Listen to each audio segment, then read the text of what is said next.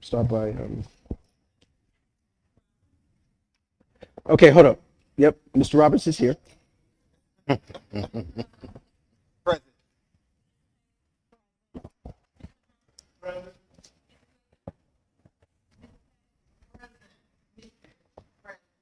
All rise for the Pledge of Allegiance.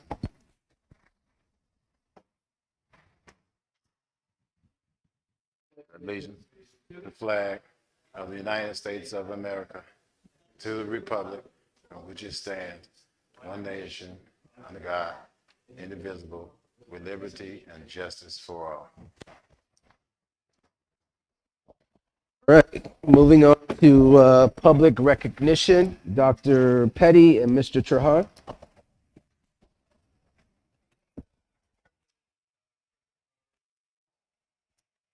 Members, tonight we've got so many recognitions, we thought we would team up to present it. We've got some great recognitions tonight. I don't know if a lot of you saw, but last Friday was a typical day at Normandy High School until Isaac Bruce showed up and highlighted one of our graduating seniors with a scholarship that he can use towards college. We also had, in addition to Mr. Bruce, we had some television reporters who were there. So we'd like to show the video real quick of that surprise.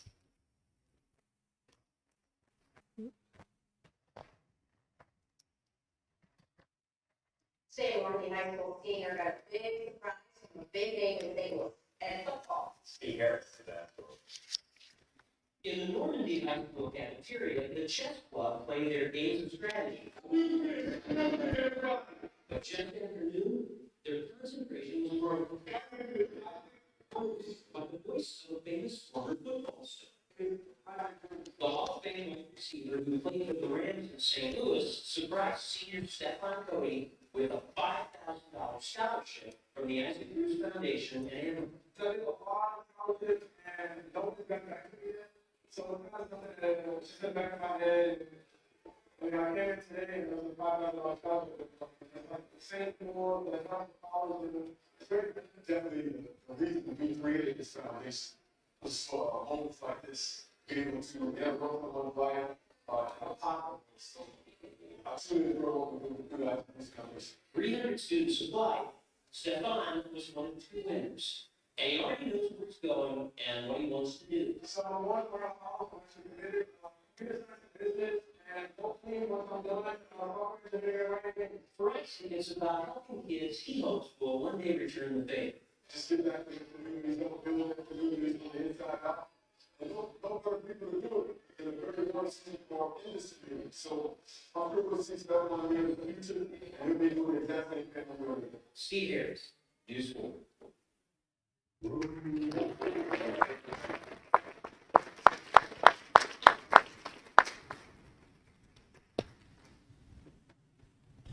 Good evening to the board president, Mr. Ronald L. Roberts, the Joint Executive Governing Board, and the leadership cabinet under the direction of our superintendent, Dr. Michael Triplett.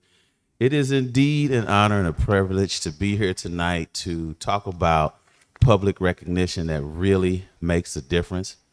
I want to take a moment and just share with you that we have true lifesavers working in the Normandy Schools Collaborative. And recently we had an unfortunate event. A student collapsed on a field and stopped breathing. But if it wasn't for the heroic, quick thinking, quick reaction from one of our school resource officers who sprang into action, made his way from the front of the building all the way out back to the field and administered life-saving CPR, he truly saved the life of a student. So tonight we'd like to recognize Officer B, as we call him, and we're going to have Chief Saunders from the Normandy Police Department to come forward to present him with a plaque.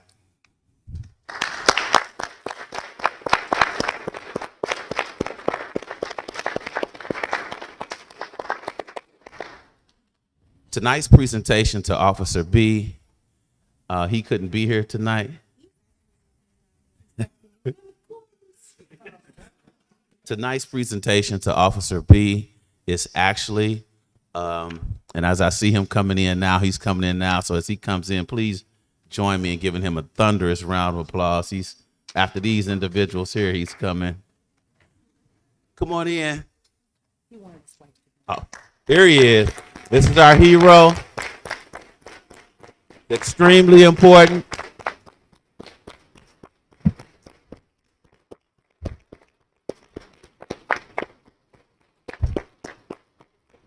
And what I want to say is that Blue lives matter, Black lives matter, human lives matter. And we had a real life incident where a blue life saved a Black life, and we're extremely happy about it.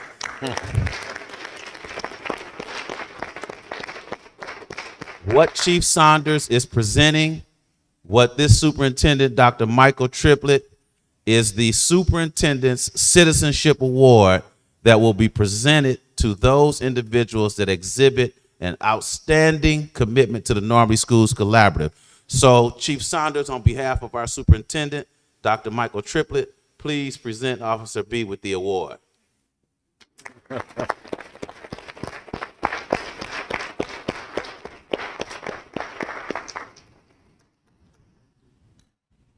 Thank you, everyone.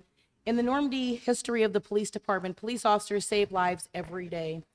And a lot of times, there's no honorable mention, there are no awards, it's just a part of doing your job. As a former school resource officer here for almost 5 years at Lucas Crossing Elementary Complex, I knew how important it was to put someone back into this school, to continue working on the relationship that we began building so many years ago. The life-saving award in the Normandy Police Department is very, very hard to get. You have to do something exemplary because we should be saving lives every day. So I wanted to bring Nadal's pin, although we will have our award ceremony in our department next month. And I wanted to give it to him today. So if you guys would allow me just a moment to pin Nadal with the Normandy Police Department Life-Saving Award.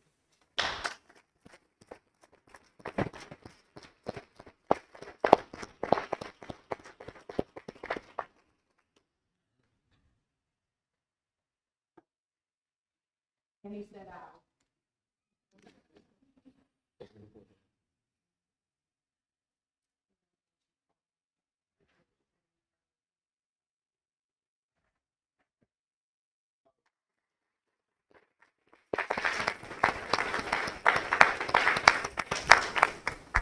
I would just like to also recognize our head of security, Chief Norman Campbell, who keeps our relationship with the Normandy Police Department intact. Chief Campbell, would you please stand and be recognized?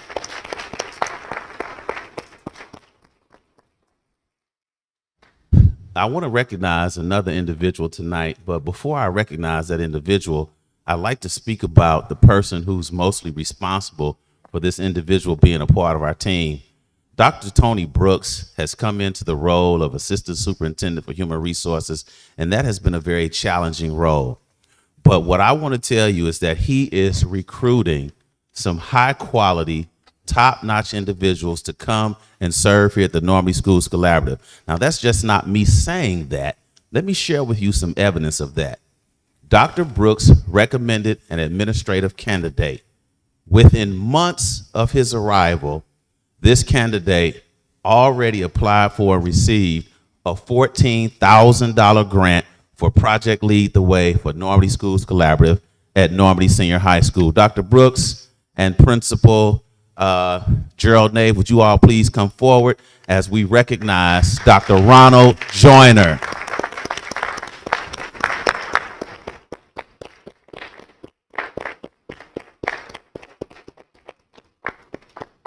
Dr. Joyner, please come forward. Dr. Joyner joined our team and immediately went to work. He did exactly what he said he was going to do in the interview. He said that he was bringing resources. He said that he was bringing support, and he did exactly that. And we're now $14,000 better for it. Dr. Nave, would you please present Mr. Joyner with the award? Again, the Superintendent's Citizenship Award for outstanding commitment.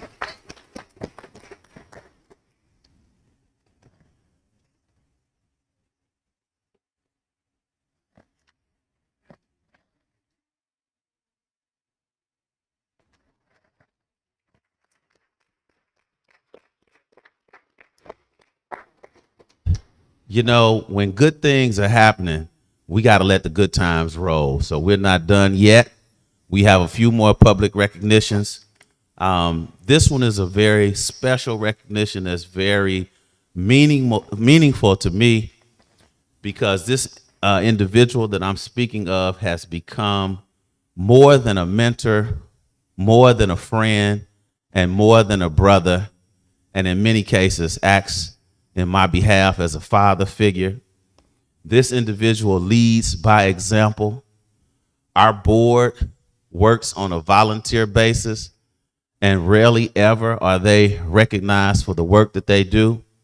But I want to celebrate tonight because of a $160,000 grant from the Missouri Department of Health and Human Services. Our president, your president, Mr. Ronald L. Roberts. Mr. Roberts, would you please come forward? He did not know that he was going to be recognized, but $160,000 is $160,000. And so we have a special certificate for Mr. Roberts. Oh. We will present Mr. Roberts with his special certificate. But nonetheless, the effort is duly noted. We have been plagued with issues with regard to HVAC units, and a lot of times the work of the board comes under scrutiny because of these things. So in response to that scrutiny, Mr. Roberts and his network of family and friends and business partners, he was able to connect us with some resources, and we applied for a grant, and it resulted in $160,000. And as a result of that grant, we will have work done at no charge at the Early Learning Center. Right. Thank you, Mr. Roberts, for your commitment. Chris, would you please come up?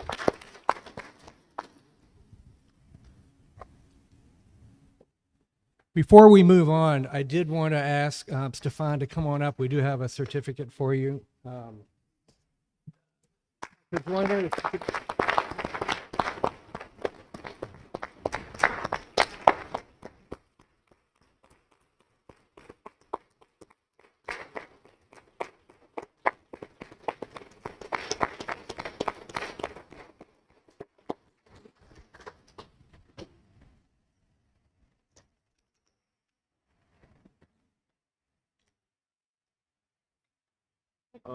Thank you. I know I got about 5 of these now. You guys inspired me to keep doing what I'm doing.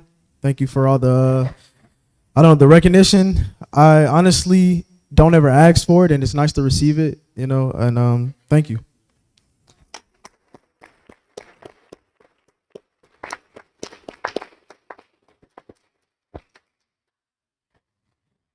We're not done for the evening. We've got one more recognition, and this is a pretty special recognition. A couple of weeks ago, we had a piano that was donated to the school district. And I can talk to you about it. I was there to witness it and of course, capture it for social media and for stories coming up. But I thought it'd be easier to have you hear directly from the people who are responsible for that. So I've got a video would like to play for Pianos for People.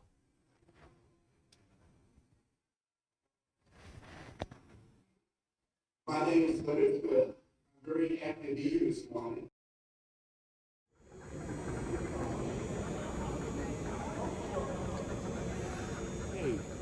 My name is Leonard Smith. I'm very happy to be here this morning. I'm one of the board members of Unity Christ Church that's located at Skinker Forsyth. We're in the process of moving. After 67 years of being in the same location, we have a baby grand piano that instead of putting it out on the market, it was brought to the board that Piano for People find new homes for pianos. Our piano is several years old, and yet it's still in very good working order. It's the single largest donation that Unity Christ Church is making back into the community. Our piano was praised at $17,000. Yet at the same time, we are not hurting for money. We believe in our prosperity consciousness. And so if selling the piano market, we're choosing to donate this baby grand piano, which is a Steinway, to the Normandy School District for future uses. I recently met a couple of students from the district, and I want to come to the first performance of the Baby Grand Piano. So I'm looking forward to it. God bless, and we're very blessed and fortunate and enjoy the opportunity to share with the Normandy School District. I'm so excited to have this piano donated to Normandy High School and Normandy Schools Collaborative, actually, from Pianos for People. We have our annual showcase a couple of months ago, and I was going to have our older piano renovated and retuned, and unfortunately our 1942 Baldwin is going to Piano Heaven. And Kaya Royal Baker is also one of the executive directors at Pianos for People, who donated a Steinway for our school district. I think it's a great way to kick off our 100th anniversary for Normandy High School. Go Vikings. Well, the piano that's coming here today is donated from our organization. Our piano donator coordinator, Danny Ravensburg, told me that they were going to be giving a piano to Normandy School District, and that Sue had reached out. And I said, oh, that's awesome. I want to go and be there because this is a full circle moment.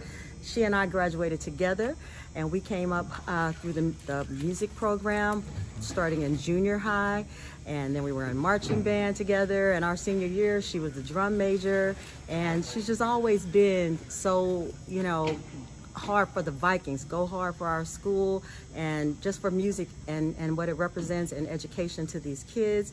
And I thought we need to make a moment out of this, because this is two alumni that, our lives were shaped by the programming that was at the school at the time, and it turned us into who we are and what we do for a living. And I thought I thought it was a great way to give back and just to say thank you to Normandy for all you did for our lives.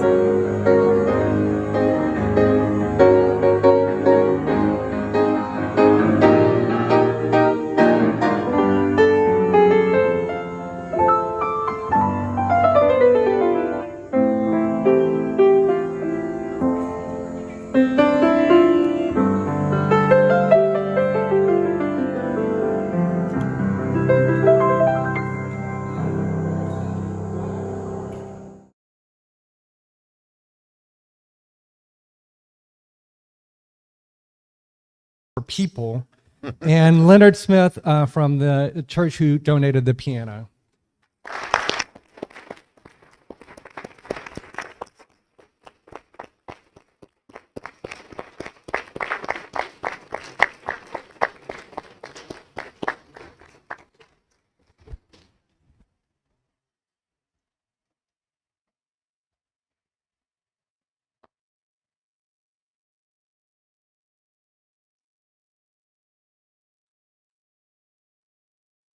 Let's give them another big round of applause.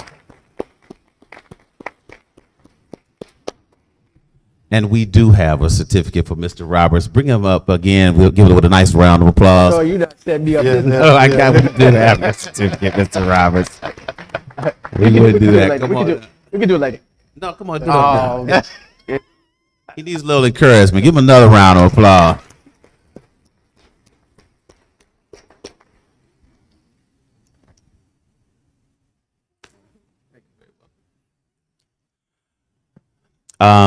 One more thing. When we talk about our board, over the years, we've had some very distinguished and committed board members, and this community recently lost an icon in Nancy Hartman.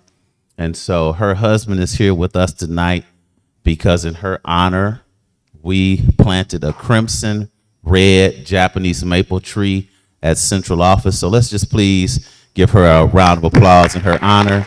And Mr. Hartman, if you'd just like to stand.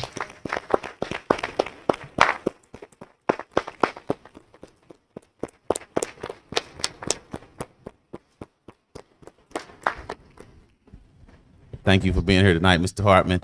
And our last recognition for the evening, before we get on with this meeting, I'd like to call my good friend, Dr. Michael Triplett. Please come to the microphone.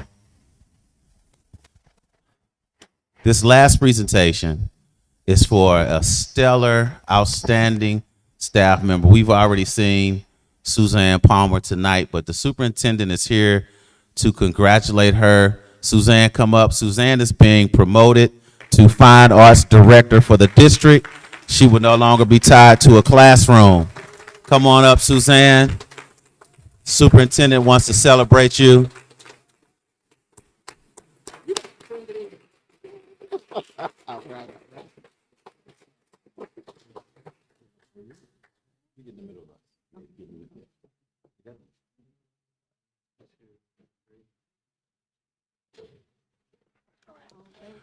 What many of you may not know, and some of you do know, Suzanne was recognized by her peers as an Art Educator of the Year just a few weeks ago.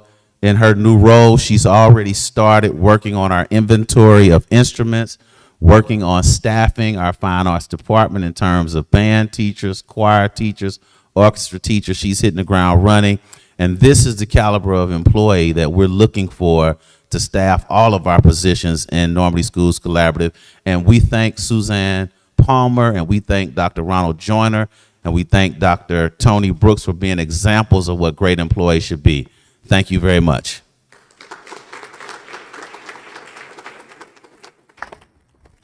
You, Dr. Triplett and Mr. Trahan. Moving on to item number 3. With that, I'll entertain. So moved. Is probably seconded that we adopted it. All in. The ayes have it. Moving on to item number 4, board operations.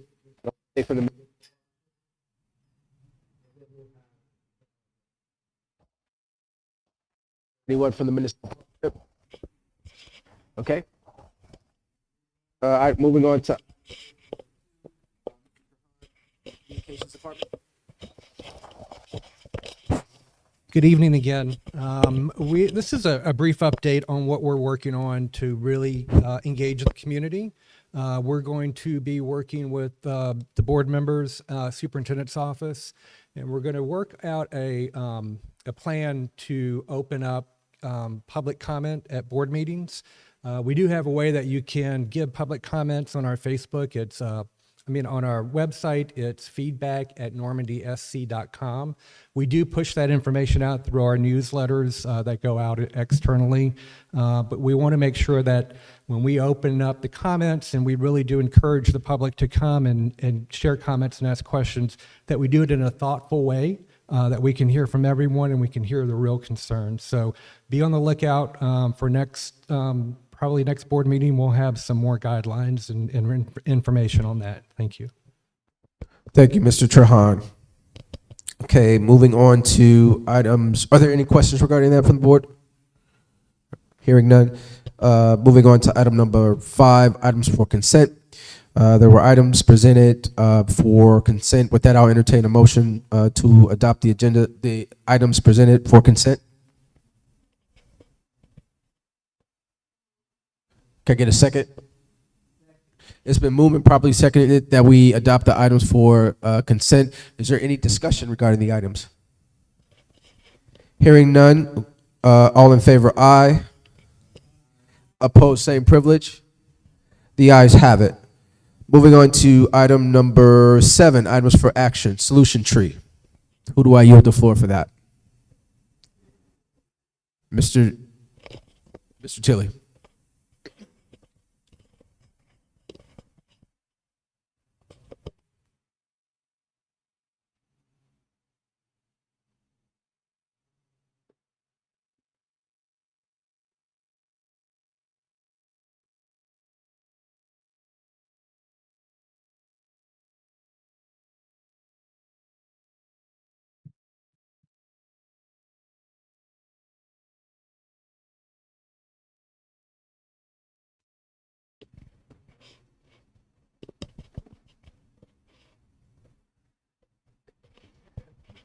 Good evening.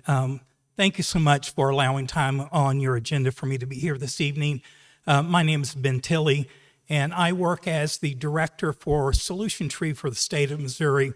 With me also this evening is Jessica Tuttle, and Jessica serves as the Director of Educational Partnerships for the state of Missouri.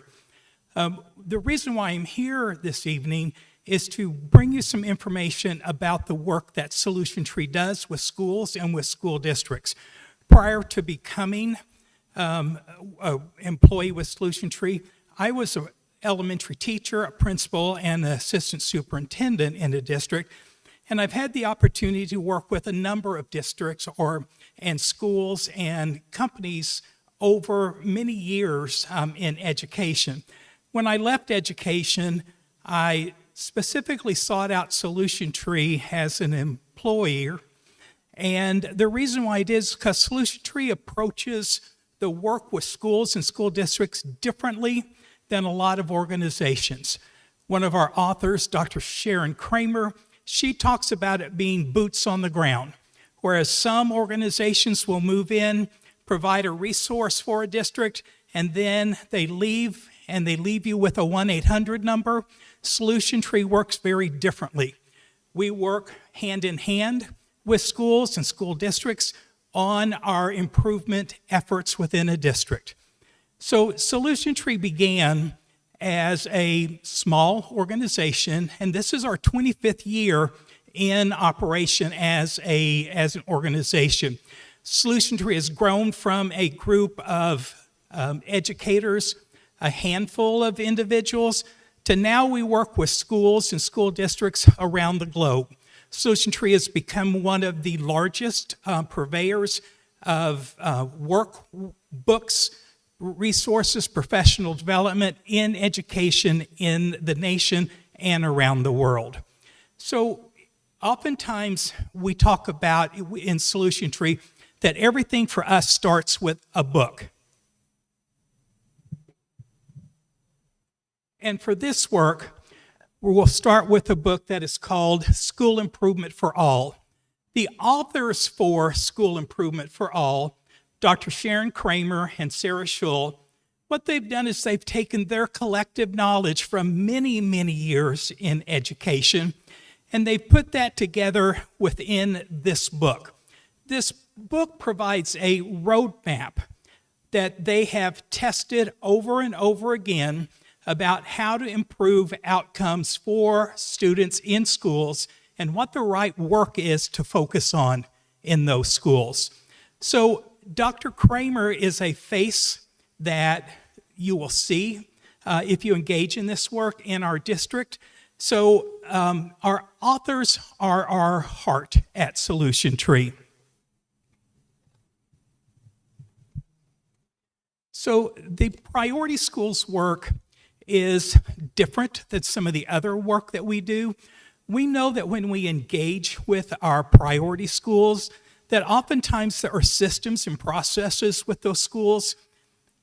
Some are great. Some of those processes need to be tweaked, and some of those processes need to be fully re-engaged. And so our authors and our associates will work hand in hand with schools on a regular basis in order to do that work of figuring out the systems and processes that need to be tweaked, that need to be checked, and need to be re-engaged. So I talk about associates in our buildings or coming to buildings. All of our associates are vetted with our lead, who is Dr. Sharon Kramer. And Dr. Kramer chooses the associates that work with schools very specifically.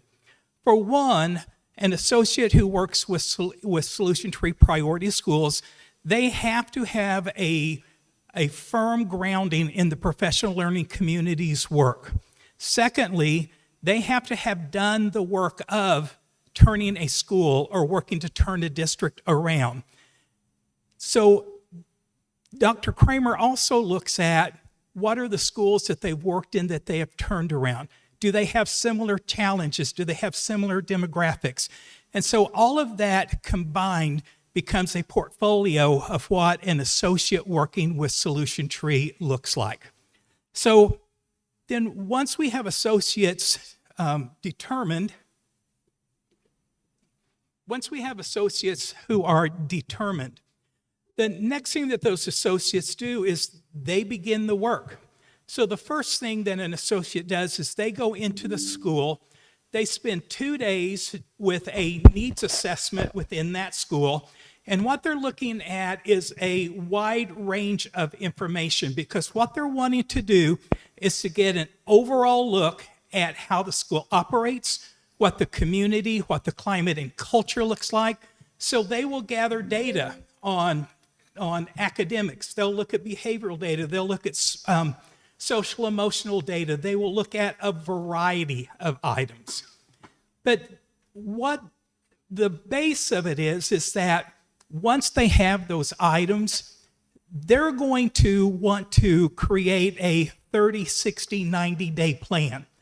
So what will occur the first 30 days, what will occur the second 30 days, and what will occur during that third 30 days of that plan. So it's not a cookie cutter type approach to school improvement. This is very targeted work based on the strengths and challenges in each individual school. So in a district, there may be schools that are working on the same items together, but it very much could be that they are working on completely different things. It is based on the needs of the school. So then, once the work starts, it is a series of projects or happenings, I might say, and they are. Let me get to my page, I apologize. So the work that will happen within a school or within a district, the first thing, if the work is engaged in, there would be a kickoff, and that would be a all-day session for all staff so that they can learn about what the priority school work looks like and what they should expect within their buildings. Then I mentioned the needs assessment. That's a 2-day process that happens in every building. And then the 30, 60, 90 days are created. Those plans aren't created just by the associate. They're created with the team within the school. So it's very much a collaborative process.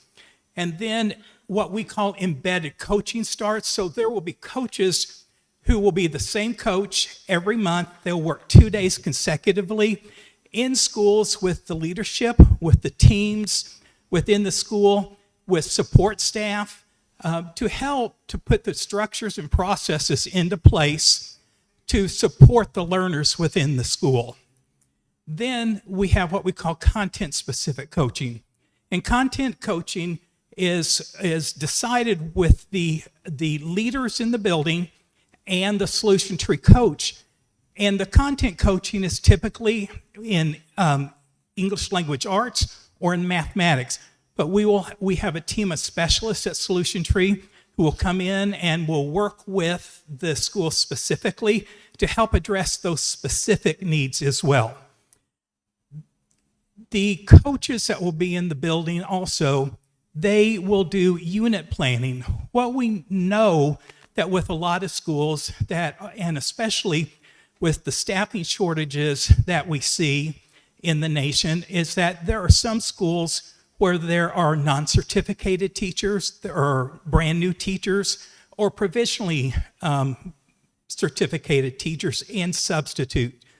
We want to work with all staff equally, but in order for the staff to be effective, they have to understand the standards, the curriculum for one that the district has in place, the standards that they're going to address, the individual learning targets within the standards, how to assess those standards, and how to go about teaching those standards through their lesson plans.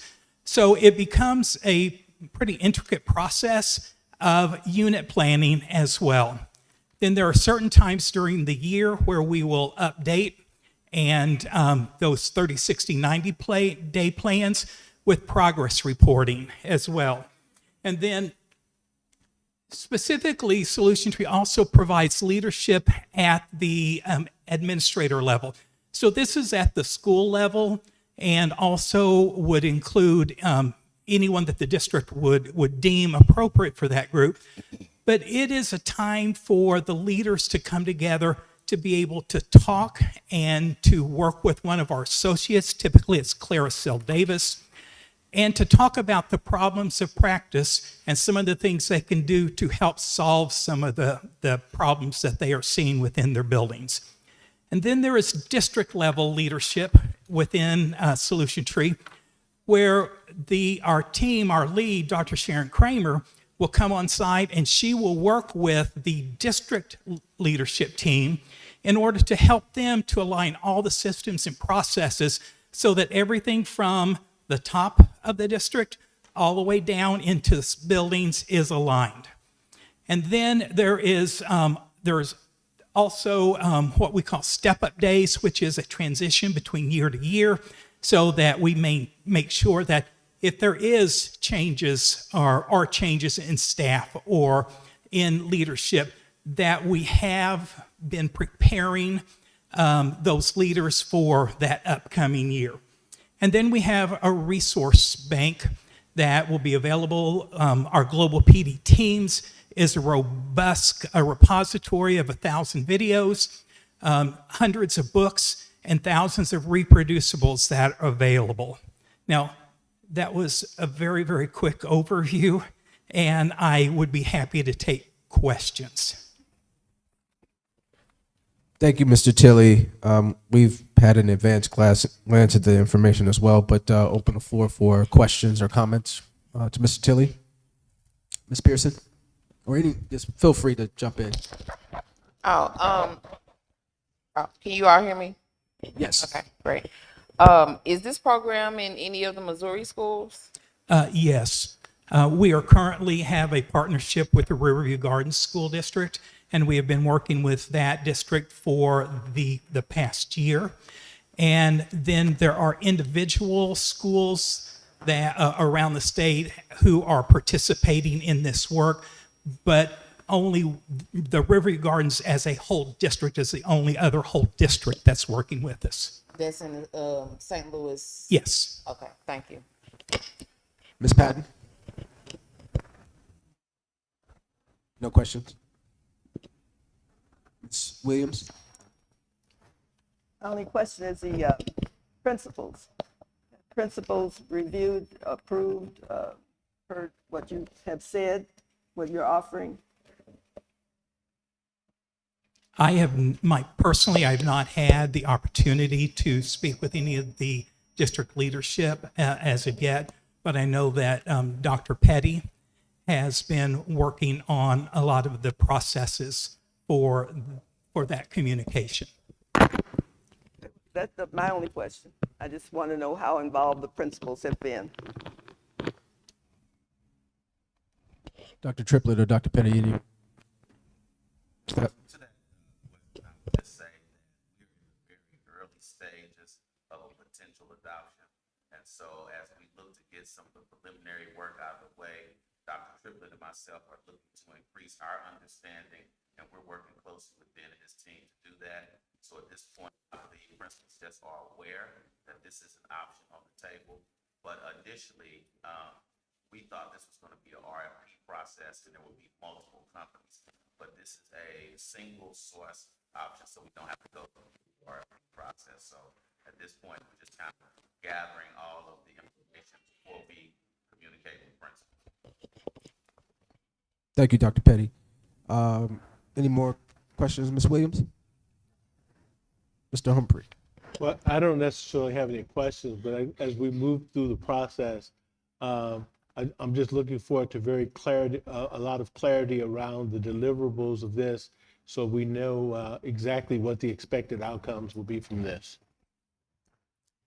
Thank you, Mr. Humphrey. Ms. Taylor? Do you have any success stories? And if so, where can that information be found? We do. The solutiontree.com website has a number of the success stories there. But what I can do and what Jessica can do, she's shaking her head back there, we will pull those and we will send those to Dr. Petty to be distributed to the board. Thank you. Mm-hmm. Reverend Hodge? Thank you for being here with us tonight.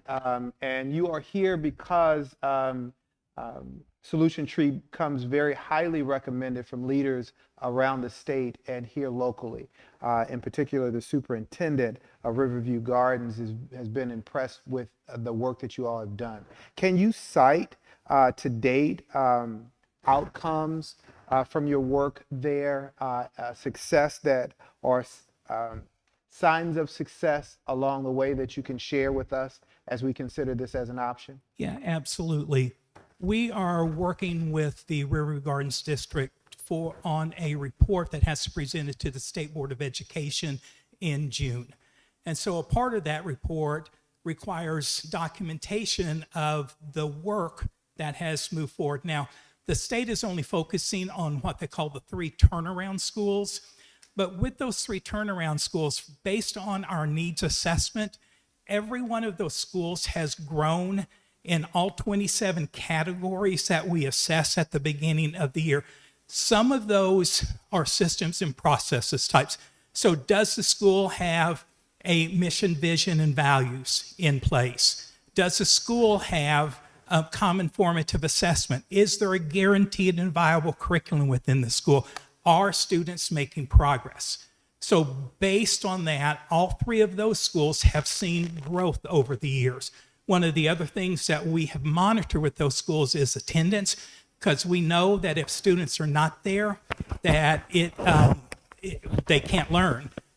The attendance has been a specific focus, and it has increased in all 3 of those targeted schools over the years. So there is much to celebrate, but there is still much work to be done in that district, and we won't know until the state assessment comes back sometime, hopefully in the fall, if that work has translated this year into results on the state assessment. Any other questions? No more questions. Thank you for that response. That was Dr. Triplett and Dr. Petty bringing this to us, even though this is not a competitive situation, but that there's transparency before we take action on expenditure.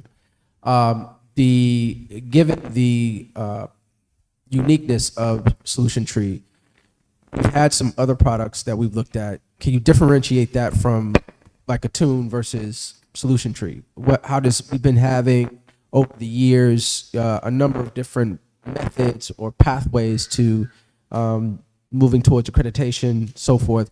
So can you differentiate that? There's a little, there may be some confusion as to how this differentiate from prior programs, and how does this help us?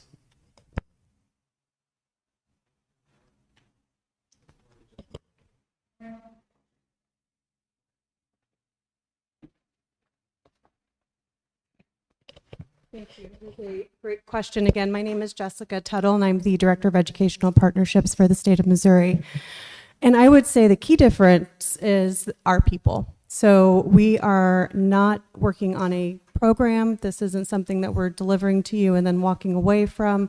These are our associates, our practitioners, who have provided us 3 years demonstrated ability that they've done this work with fidelity, and that they have turned around schools, and that it has had an impact on student achievement. It is a very honor to be a Solution Tree associate. It's a very rigorous process. Not only do you have to come from a model PLC district, and again, for our priority schools program, you have to have come from a building or a district that has been turned around and that you've had some impact on that work. In addition to that, you also have to be an expert at adult learners and show to us through our training programs and through our vetting process that you indeed can teach adults and work with them. So I would say that is the primary difference. We are curriculum agnostic, we are program agnostic, we are there really to support teachers and to make them better. Does that answer your question? Thank you. Yeah, yes, it does. So this is an item for action. Is the action just to move forward? You're presenting this to us, move forward. This is in the preliminary stages, but we're not taking on any expenditure yet, but just letting us, what is it that we're taking action on? So is there actually an item for action this time? Okay, should have. All right, so it should have been information. So there's no formal action, but it will be forthcoming in terms of the details, the expenditure, and the implementation of the program. Is that correct? Any thoughts relative to that from the board? You good? All right, so there's no formal action. Thank you for your presentation. All right, moving on to item 7.02, social studies resource adoption. Who am I yielding the floor to for this?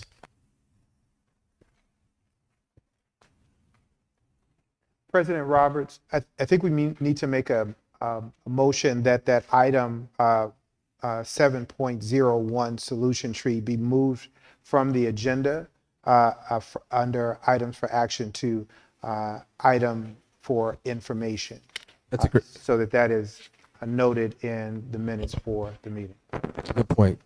So with that, I'll entertain a motion to move item 7.01 solution tree from item for action to item for information, even though we presented it, but I'll entertain a motion to do that. So move. Can I get a second? Any more discussion? All in favor, aye. Aye. Opposed, same privilege. Thank you, Reverend Hodge, for that. Let the minutes reflect that. Okay, so we are back at 7:02, social studies resource adoption. You have the floor.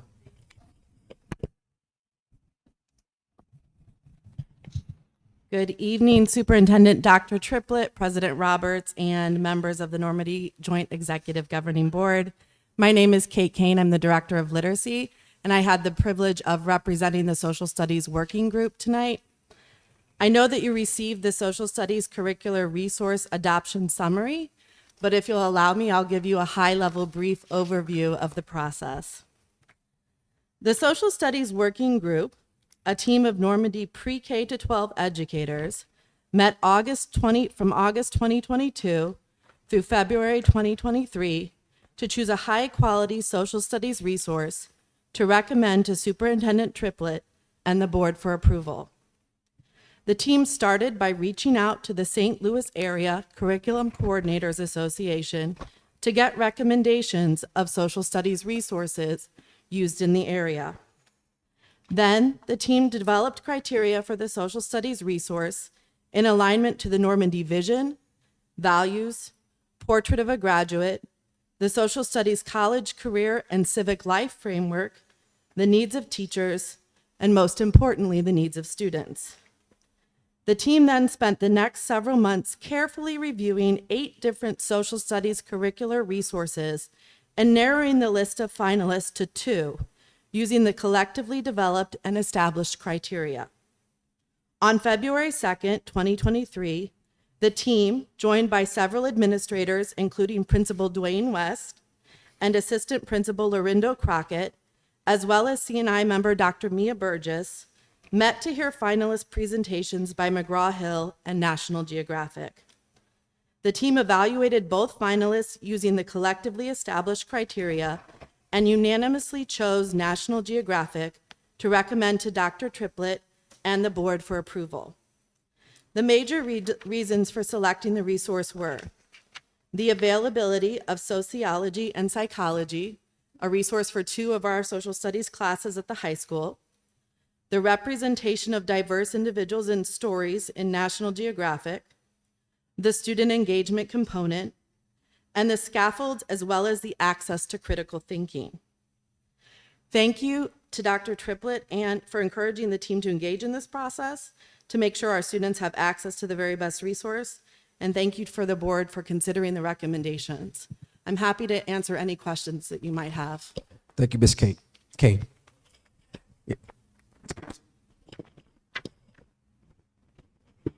Nope. Ms. Pat. Thank you. Mr. Hodge. No questions. No questions. Mr. Hodge. One question, were students involved in this selection process at all?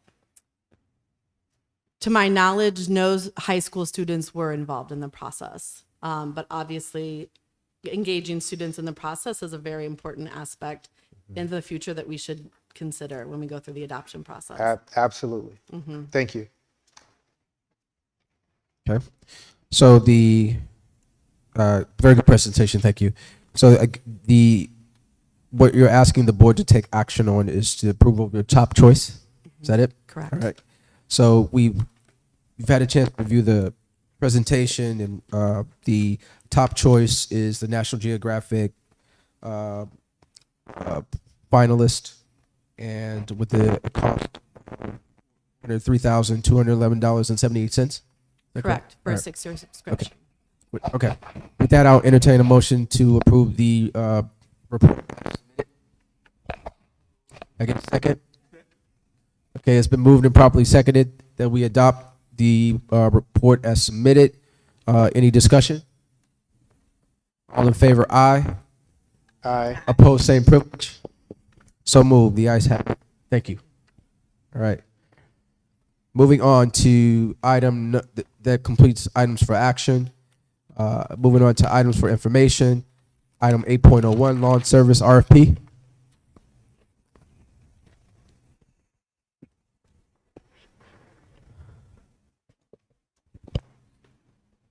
Good evening. Good evening. Board members and community members. The RFP is just for information. We wanted to let the board know that we plan on going out for an RFP because we have no lawn service contracts. We're currently day to day with a provider who's really charging us astronomical fees to every time they cut the grass, and so we want to lock someone down. So the plan is to go for an RFP so we can lock someone in. Thank you. And my understanding also is that not only lawn service, but other services that we provide, because it's providing an opportunity for vendors within our community, a broader reach, and a competitive process to get good service, but get quality cost. Yes. Good cost. So one of the plans is to sit with Mayor McGee and Mayor Jackson so that we can combine a list of local vendors who provide the same services in the area, so we can send them invites to submit proposals. Thank you, Dr. Triplett. Any questions from the board? Ms. Pearson? Ms. Patton? Ms. Williams? Mr. Humphrey? No. Ms. Taylor? No. Mr. Hodge? No. Okay, thank you. All right, moving on to item number 8.02, middle school survey presentation. Dr. Taylor?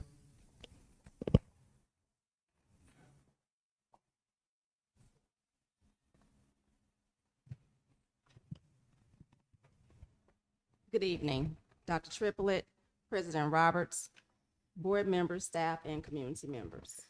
On April 27, a community forum was hosted to share the results of data surrounding the reestablishment of a middle school in Normandy Schools Collaborative.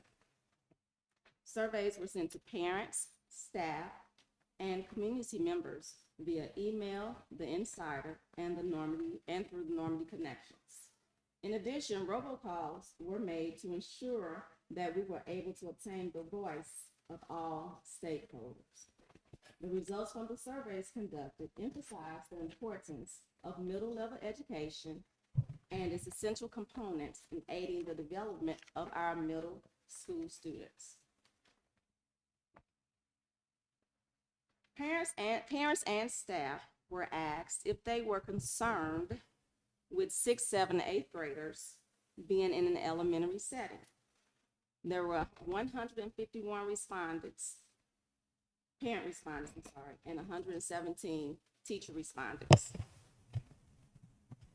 68.5% of our staff stated that they are concerned, that yes, they were concerned, and 74%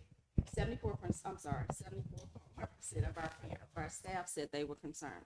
So that was 104 yeses of staff, of parents, and 88 staff members were concerned. Parents and staff were asked how they would feel if a middle school was reestablished in Normandy Schools Collaborative. Of the 151 respondents, 73% of our families stated they would be very satisfied, and out of 117, respondents on staff, of our staff, stated that they would be very satisfied, which it was 74%.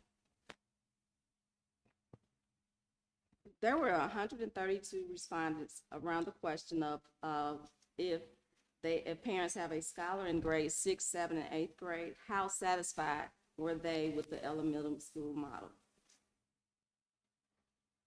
59 of our 132 respondents were unsatisfied.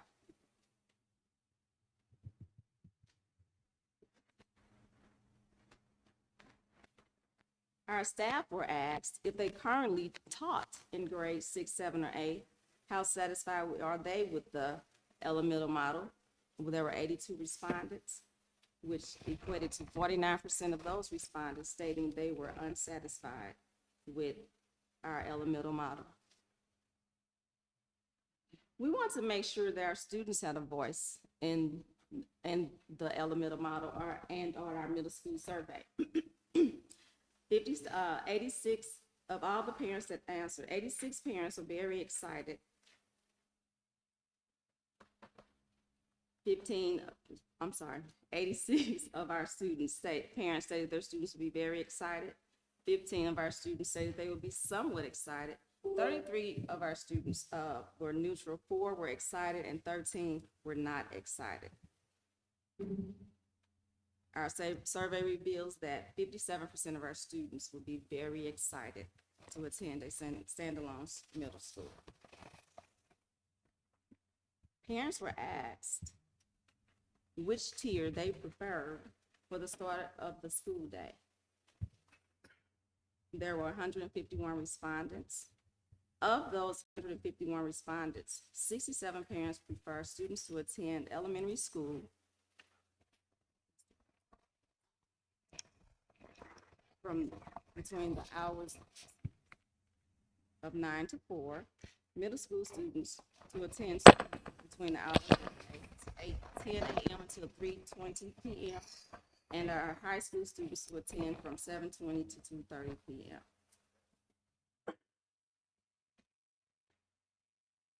Parents and staff were asked to provide reasons why they believe either a standalone middle school or elementary school is best for students in Normandy Schools Collaborative. These are a few of the comments. Middle school students should not be in the same building as elementary. For one, the elementary schools are not built to house the older students. A standalone middle school is best for students in grades 6, 7, and 8 because of their needs. And as students get older and mature, they need to be able to have years of transition. These are the next steps. A middle school task force team has been created. That team includes transportation, curriculum and instruction, food service, maintenance, human resources, special school district, director of safety and security, the student information systems coordinator, and others who will be vital to ensuring that this process is seamless and that we have all things in order to ensure that a middle school is formed. More information on that board.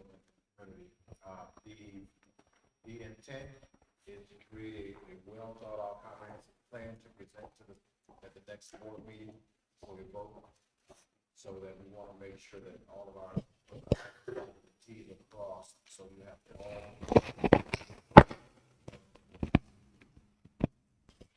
So is it before I yield the floor to my board members, is it safe to say that you conducted a survey and it seems that the response is gearing towards a separate middle school, an independent middle school? Okay.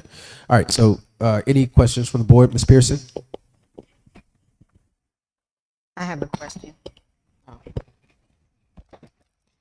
Will there be any updates to the Acton Middle School, to Lucas Crossing, when the kids come in, as far as like the facilities, the water fountains, the bathrooms, seating?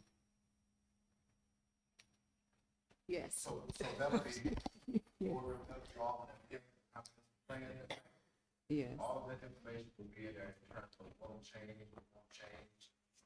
how the building will be used,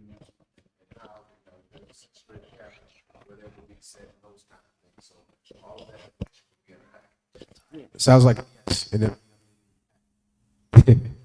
all right. Ms. Patton. Looking forward to the plan, and would say I think even without the plan that I think middle schoolers should be separated for many reasons. Not all bad, because everybody's looking at me like, what do you mean by that? No, they're going through hormonal changes, and I think it's a way to prevent harm. Because kids do things. So I just think they need to be separated. Thank you, Ms. Patton. Ms. Williams.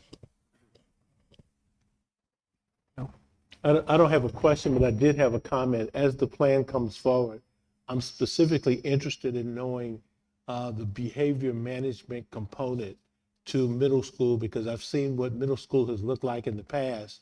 And I also know what middle school or the upper grades have looked like in this current environment. So I just want to make sure that we have a plan in place that adequately manages what's coming back together. Thank you, Mr. Humphrey. Ms. Taylor. Dr. Taylor, how many students do we have in the Normandy Schools Collaborative? We have over 3,000 students. As far as the students who will attend the middle school, that number is 710. 710. The reason that I asked that question is because you said when the survey was completed, there were only 151 parents who responded. Yes. That's an issue because we need to find another way to make sure that that information goes out. I did receive the email, and some time ago, I put my name on the list, so all information goes to me, so I have to forward that information to my daughter.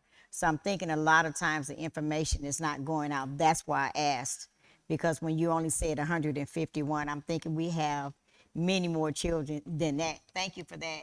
And then the other thing that I wanted to say, I think it's an excellent idea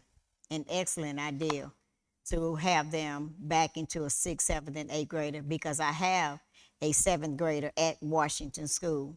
And she tells me about a lot of the things that are said and done on the school buses.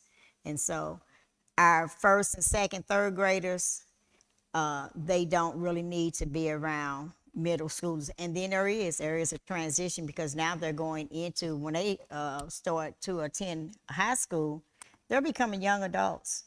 And so their whole mindsets and their focus, and then the things that they talk about and the things that they do, they don't need to be around our younger children. Thank you. Thank you, Ms. Taylor. Mr. Hodge. Thank you for the presentation and the diligence around collecting information. I believe that flexibility and agility is really important, but it was about 6 years ago that we made this decision to move to the elemental model. Mm-hmm. And at that time, I did not approve of the decision to move in that direction. Mm-hmm. And so one of my comments is for our task force to consider the data that was collected when we made this decision over 6 years ago to move to this model, and compare and contrast the pros and cons of each of those decisions so that we don't make the same mistakes that we made before. That's it. Thank you, Mr. Hodge. The only comment I have, or a question too, is that when do we expect the next updated presentation that provides us with the detail and I guess taking an action, and what are you forecasting as the action that will be taken?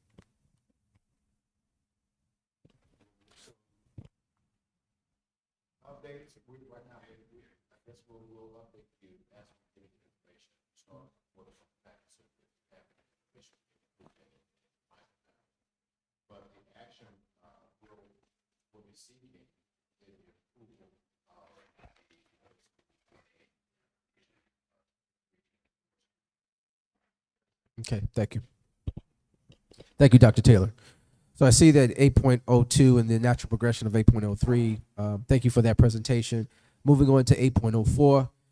University of Missouri, pro-social education. I'll yield the floor to Dr. Petty. All right, good evening again. I want to thank Dr. Taylor for that presentation and for that lead in. I also want to just revisit our previous discussion and thank our superintendent, Dr. Michael Triplett. When we first proposed to him that it was a real possibility that we return to a middle school, he was told that this would be a 2-year process. And I just want to thank the superintendent for extending the trust to our team to move forward and take what we were told would be a 2-year process and break that down to a 4-month process. So I really appreciate that, Dr. Triplett. Mr. Humphrey, you raised a very important question about middle school behavior and the management of such. This pro-social and emotional learning piece is a research project coming out of the University of Missouri at Columbia and the Normandy Schools Collaborative. If the board approves the middle school, we have an opportunity to participate in this federally funded research. This research looks at innovative approaches for using positive affirmation to guide and create social constructs that allow students to better access the school and classroom environment. To this end, this week I will be traveling to visit schools where these social and emotional learning constructs are actually up and running, and we'll be able to make some observations in support of planning for the culture of our new middle school.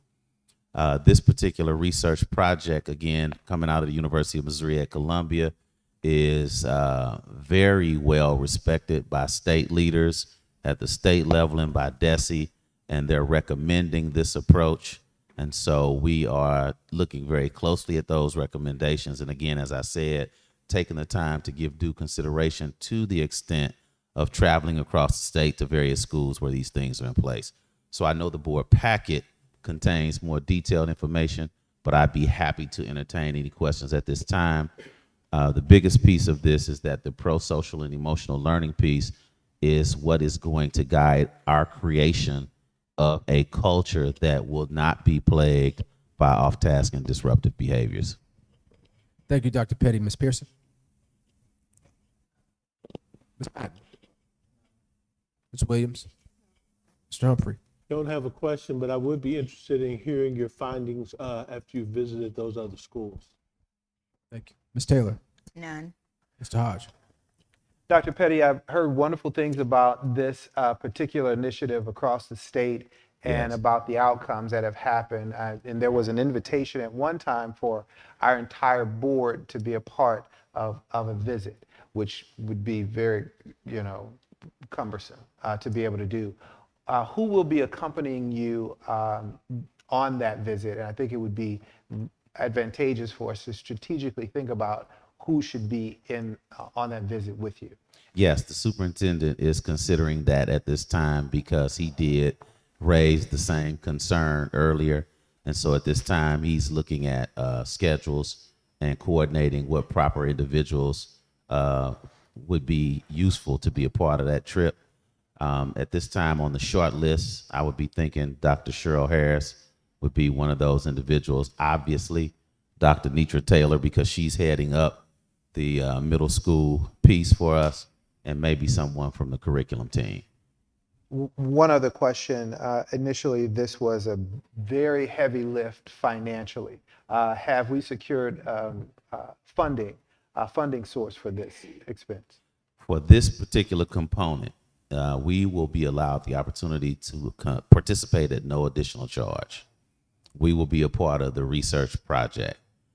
So there are two components, but this component is at no charge, and we're looking at this as being a pilot. Our superintendent is very big on making sure that we do things in an intelligent and strategic way. And what that constitutes is us participating in pilot programs before we go all heads in. I think that's one of the things that compromised the elemental model, is that we went all in. It was not properly piloted. So we're going to pilot this at no charge to the district. And then once we have some preliminary results and evidence of impact, then we'll look at, moving forward with other components that may have a cost associated with them. I love and support that approach. Thank you. Yes, sir. Thank you, Mr. Hodge. Thank you, Dr. Petty. Yes, sir. No, I have no further questions. Moving on to item number 8.05, the construction update. I'll yield the floor to Marcus Smoothie with KAI.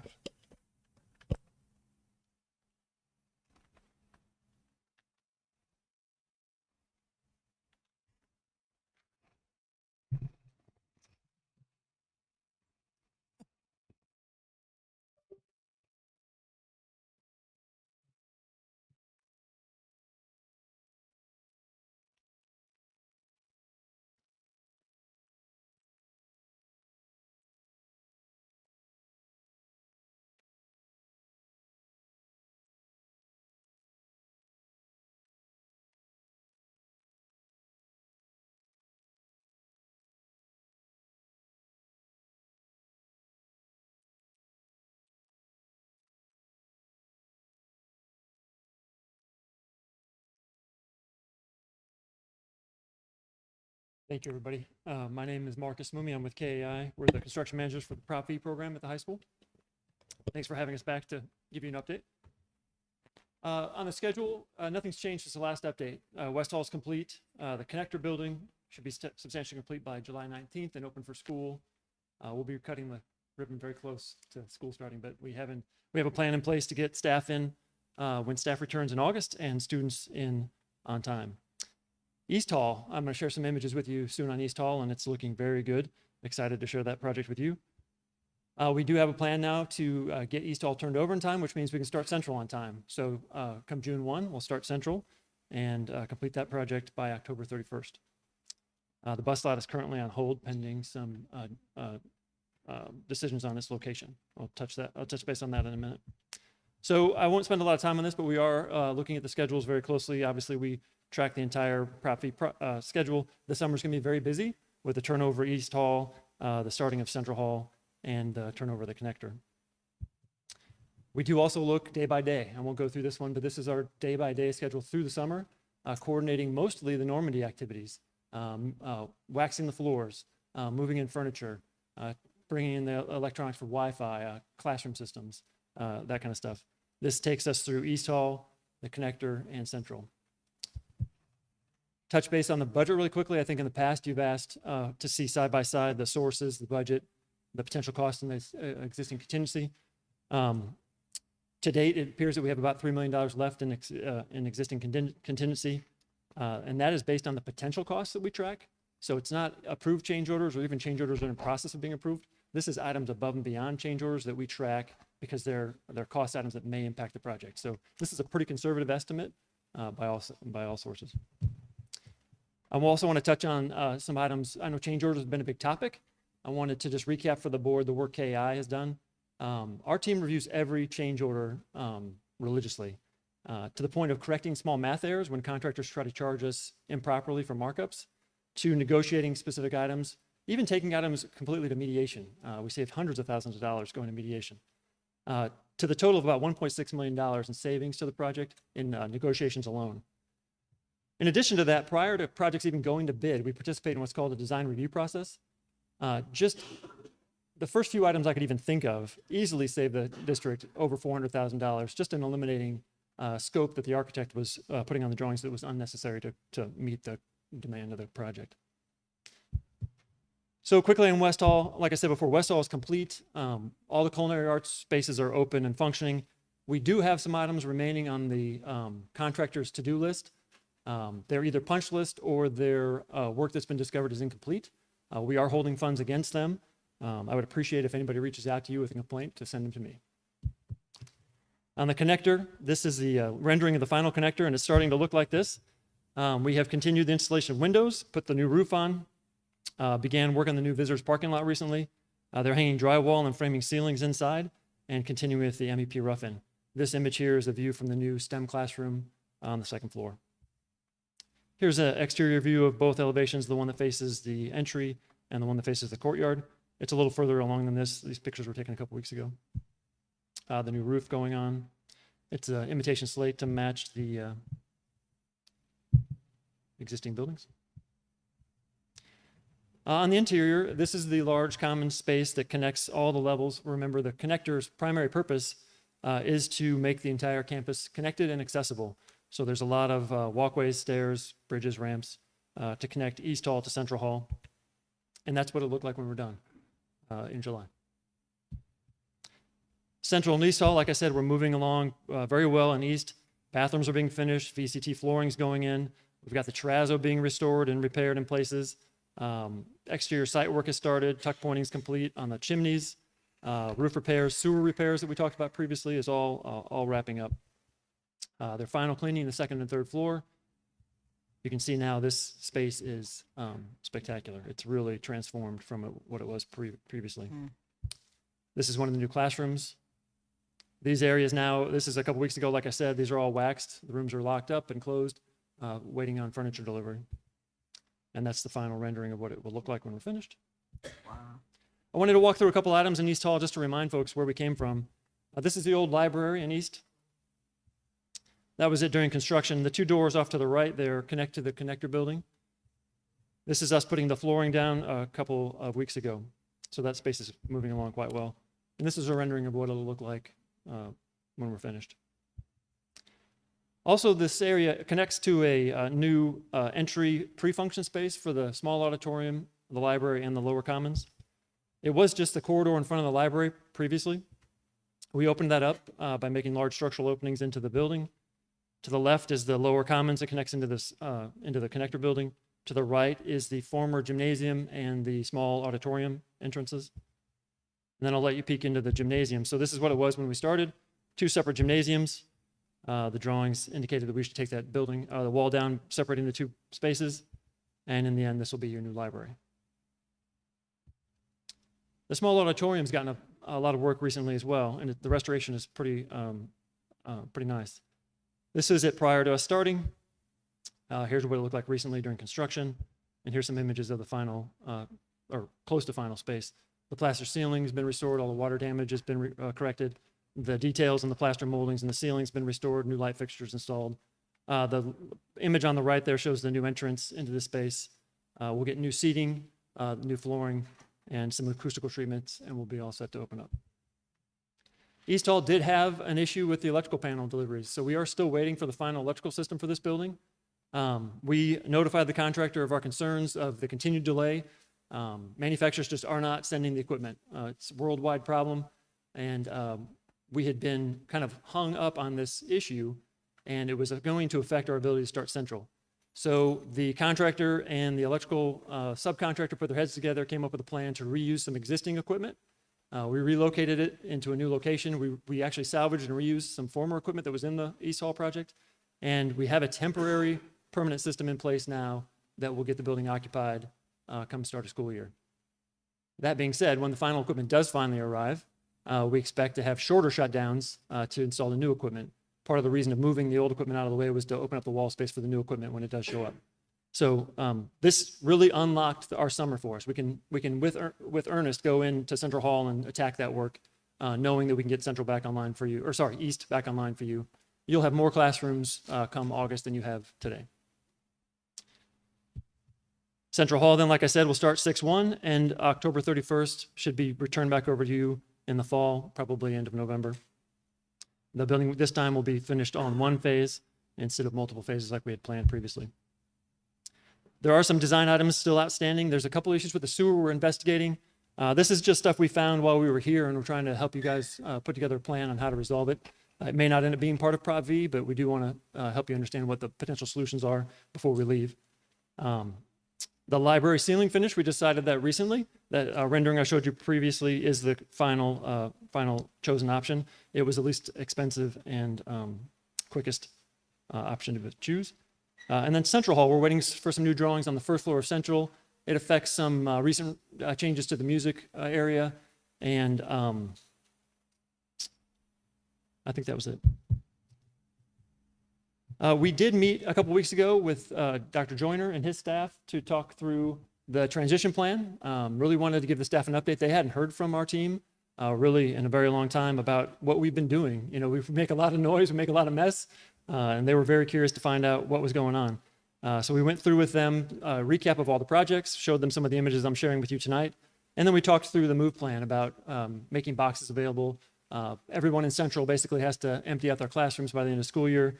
The district folks will come in and empty the furniture out so that our contractors can come in right away and get going. So then we coordinated with abatement and demo, also opening up East Hall. Your team is doing the waxing of the floors and cleaning of the rooms after our contractors do the cleaning. They've already started on third and second floor. They look great. They're doing a great job. And then bringing in the new furniture. All these rooms get brand new furniture.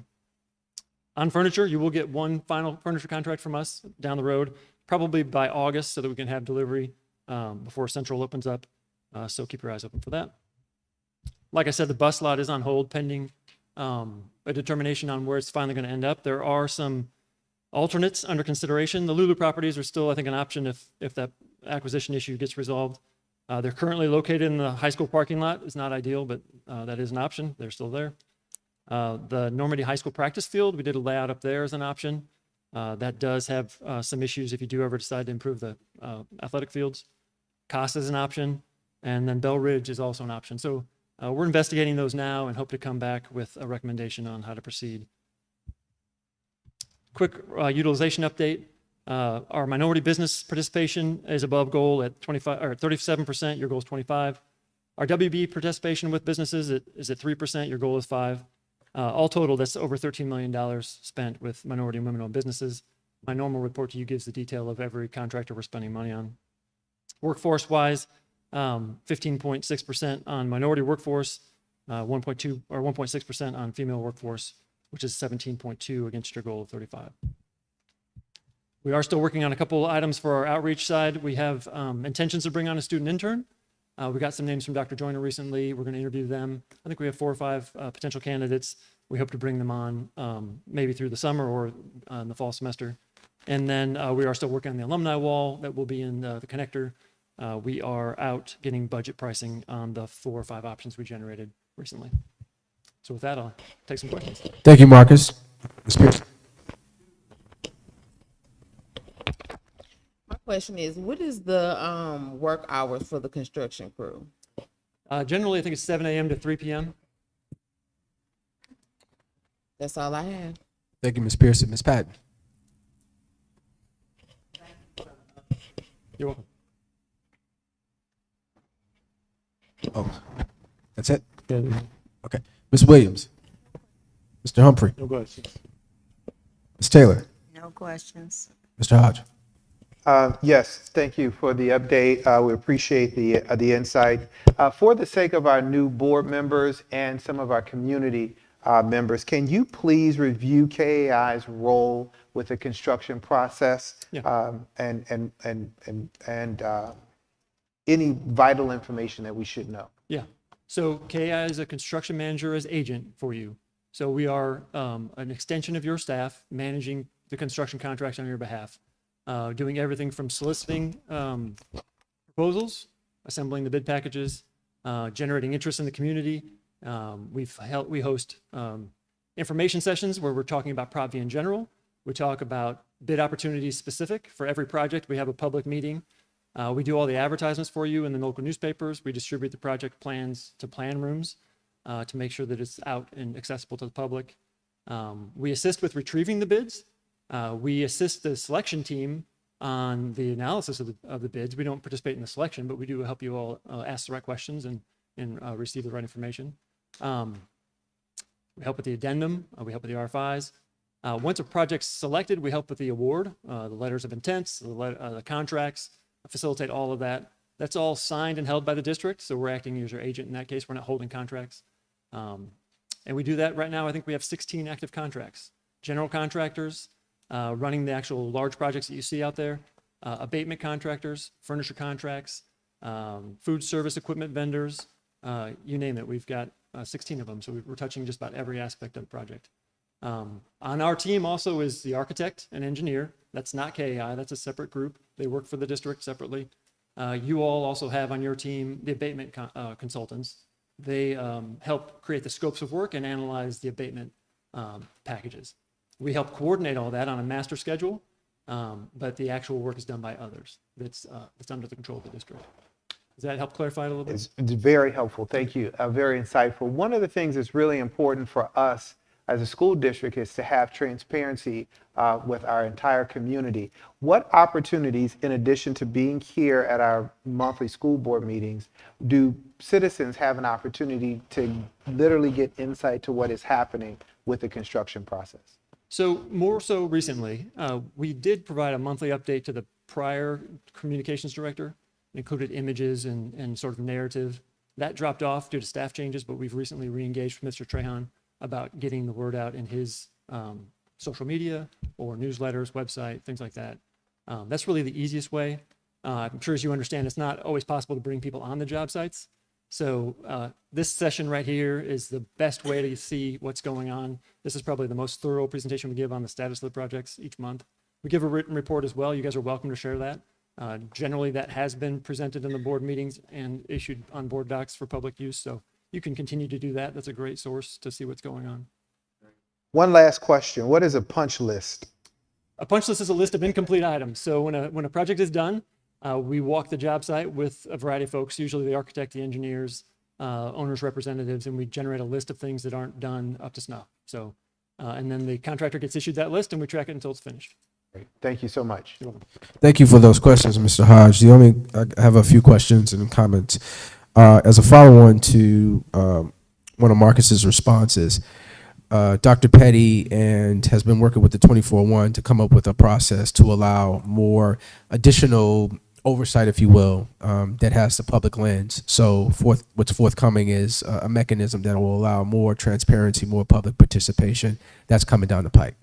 Can I add something? Sorry to interrupt. Yeah, sure, Marcus. So I did accompany Dr. Triplett to the 24-1 meetings, I believe it was a week ago. So that was really the first time we had another opportunity to talk to the public. And as you can imagine, there was a lot of questions, but it was good to be in front of them finally to tell them what was going on. Thank you, Marcus. And bottom line is that we're going to take advantage of more robust opportunities to be transparent and provide more comprehensive information. We'll inundate you with information regarding our activities. The second question is, of the workforce calculation, do we have an idea of how many of those businesses or boots on the ground are from the 24-1? Yeah, we did the analysis. I think, I'm going to do this from memory. I think maybe one company was within the boundary. A couple of companies were just outside. The boundary wasn't exactly clear to me, but I think two of them are right on the inner belt, but on the west side of the inner belt. So I think they just skirt the 24-1. So yeah, that criteria wasn't probably known to us when we started, so we didn't track it, but I did dig it up by zip codes of the companies. But I really only have access to the contractors that are first tier. Second and third tier contractors are even harder to get because we didn't have a process in place to collect it along the way. So of the first tier contractors, I think there's only maybe one contractor that I know of. I think it's Western Waterproofing, if I remember right. And that's a sub to Lawler. The last comment I have is just to, when we come up with the recommendations for the bus lot, I think that getting coordination from the community and the board, that's going to be those buses. All right? That's all. Thank you, Marcus. Thank you. All right, moving on to item number 9, board comments. We'll begin with you, Ms. Pearson.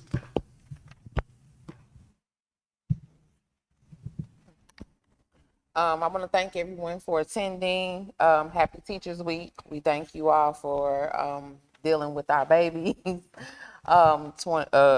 Over 365 days, all the times. Also, let's make sure that the kids get rest and finish off MAP testing this week.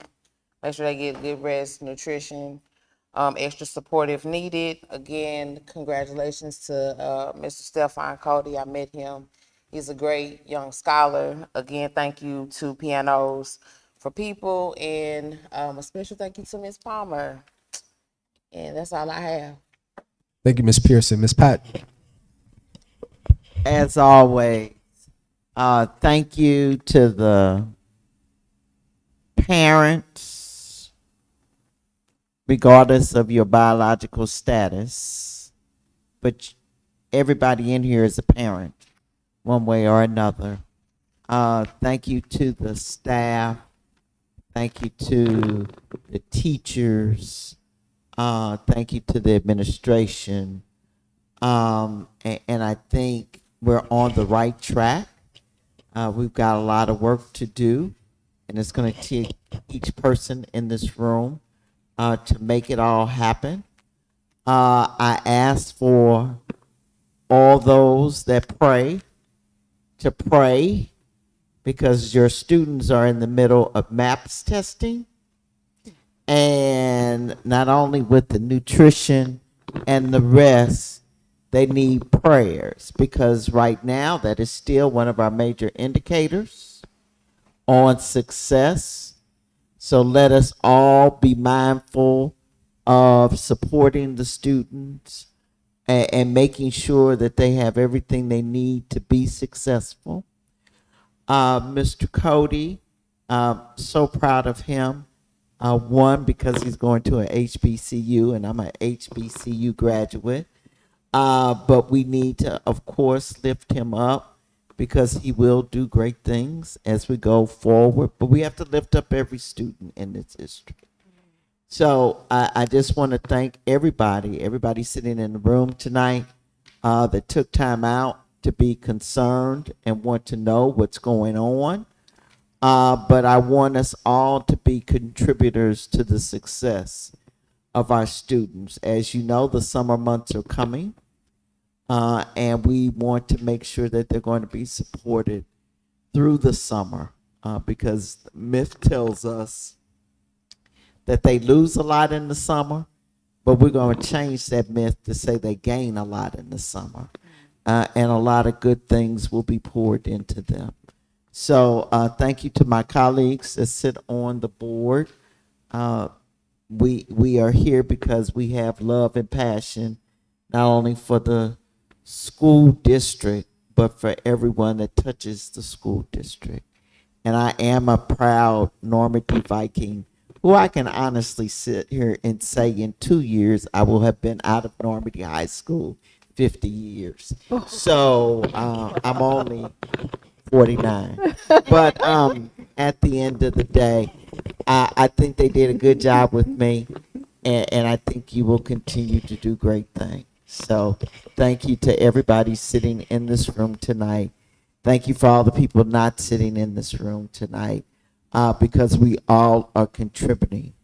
And one thing I do want to say is I pass to one of my highly respected mentors, and who I admire because of all her years of teaching in this school district, is know that we are models. So for all the things we say and do, know that everybody is watching. So whatever you're doing, I have read hard stories that have not happened in the school district, I hope, but know that they are modeling and watching you, and we need to be the examples of what they can be and will be. Thank you, Ms. Patton. Ms. Williams. Good evening, everyone. I want to say congratulations to all the people who were honored and recognized this evening, particularly, of course, Suzanne Palmer, and Stefan's wonderful, and thank you for bringing the money, principals, and president of the board. All of these things are wonderful. I just want to take a minute to say thank you to Mike for being here this evening. I don't think that you heard the title of the shrub or the tree that we're planting. What is that? It's a crimson red Japanese maple. All right, you heard that now, Mike, right? I think we should show you where it is, because there's going to be a plaque in front of it as well. So thank you for being here. Her memory is precious to all of us. Thank you. Thank you, Ms. Williams. Mr. Humphrey. Well, I want to first of all say thank you to all of the staff and community that are present here today. I am excited because anytime we're recognizing our children, it gives us a clear indication that we're on the right path. Because for me, that's the litmus test of success, when our children are recognized for excellence. As I see the work going on in the district, I see us beginning to get down to the bedrock of the district to begin to building a world-class educational system. And because of that, we're going to have some very uncomfortable conversations as we go along in this building process, because we must keep our children in mind, because we are actually educating the next generation of leaders for this community. And we want to make sure that what we put together as the Normandy Schools Collaborative rivals any school district in the region. And when I say any, I mean any. CBC, SLU, John Burroughs, Clayton, Pattonville, Redden, you name it, we're coming for you because we're building that system for our children. Thank you, Mr. Humphrey. Ms. Taylor. I would just like to say thank you again to each of you who took the time out to go out, who voted for those of us that are now new members of the Normandy School Collaborative Joint Executive Governing Board. You put your trust in us, and so it is our intention to do everything that we can for our children. I heard Ms. Patton say prayer, and we know that prayer is so very important, and without prayer, it could be a lot worse than it is. So some of us have already been praying, Ms. Valerie. Some of us started out with prayer, took prayer to get us to the point that we are now. But I just want to say, let's keep trusting and keep putting pressure on this board. Because if you all don't put pressure on us to do the right thing, we could possibly not do the right thing. And so we want to do the right thing for our children. It is my biggest concern with the children testing, and we are praying for our children that they will succeed, not just this school year, but as they go on in the future. But I get concerned about our children when the summer months come around, because there are a lot of children, they come to school every day. They come to school because they know they can get a healthy breakfast and they can get a healthy lunch. And a lot of times we don't know if they even have food to eat when they go home. And so this is the time of the year when it weighs heavy on me, because there are children throughout the summer months. They don't have the nutrition. They don't have a safe place. They don't have a safe haven. Some of them are in homes where we don't even know what their living conditions are. And so we want to pray for the children. We want to do everything that we can. I did not graduate from Normandy High School. I am a Sodan Tiger.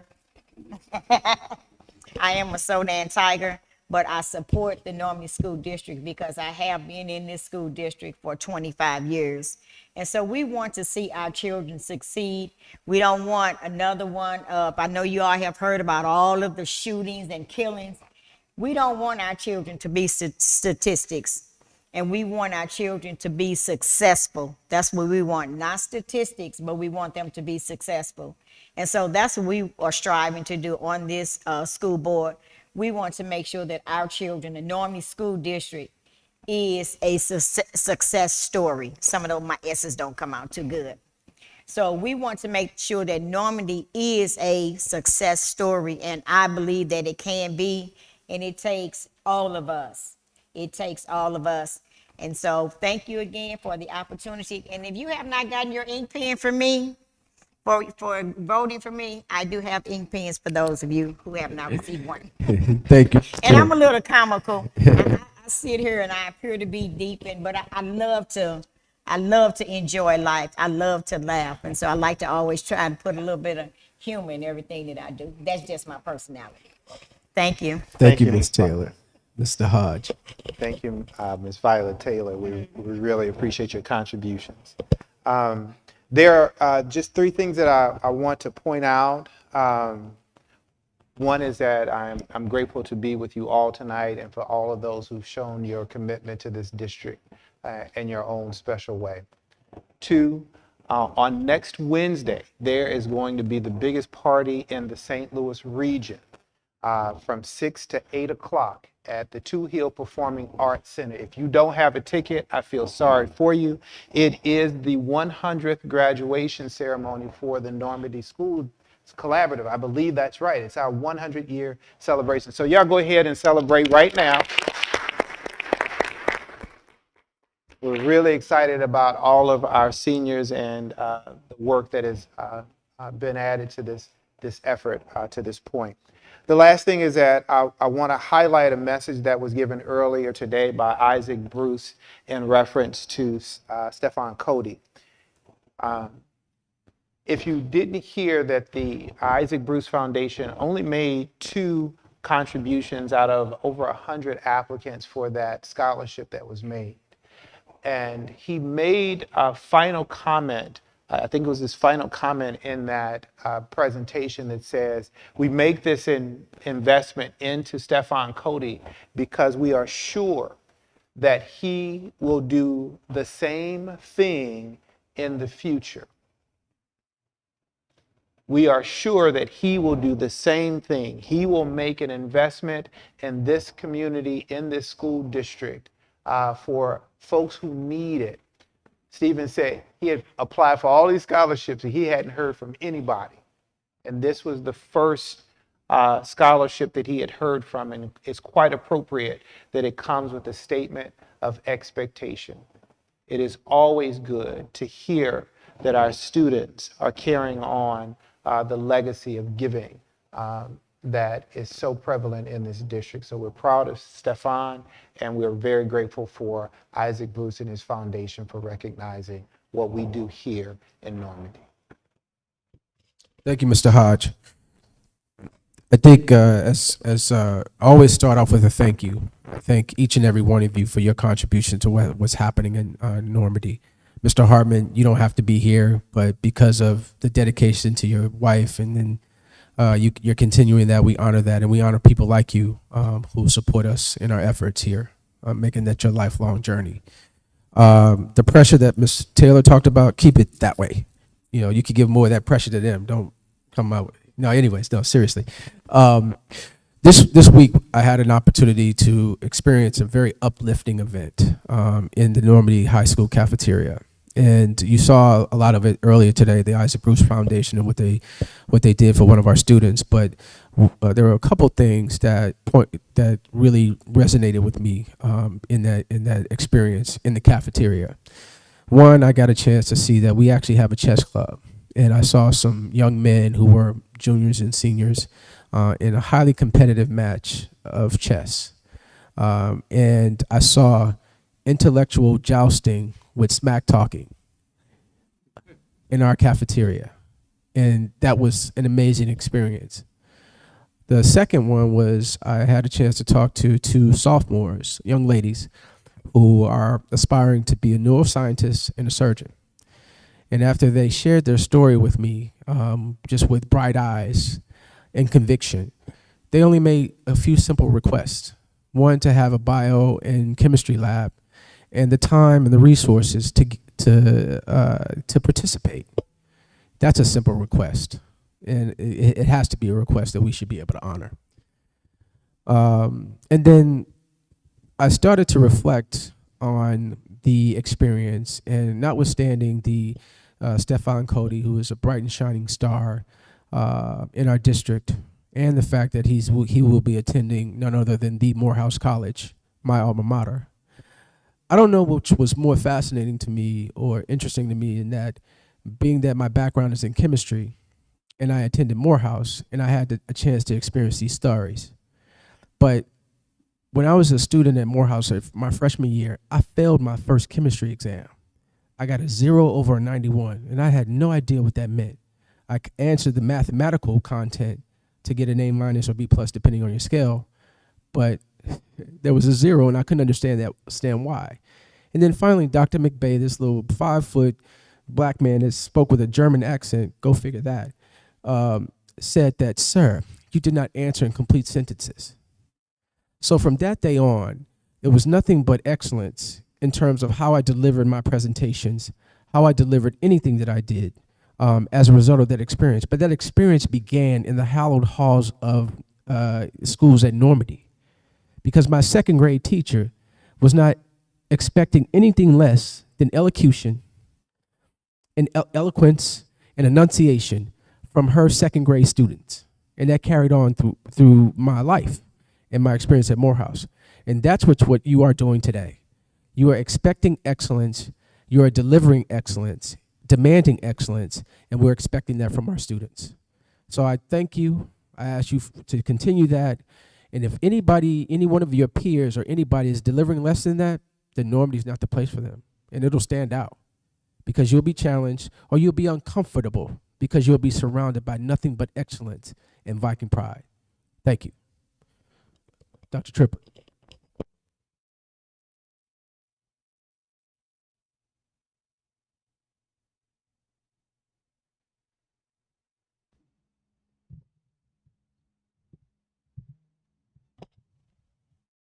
So again, good evening.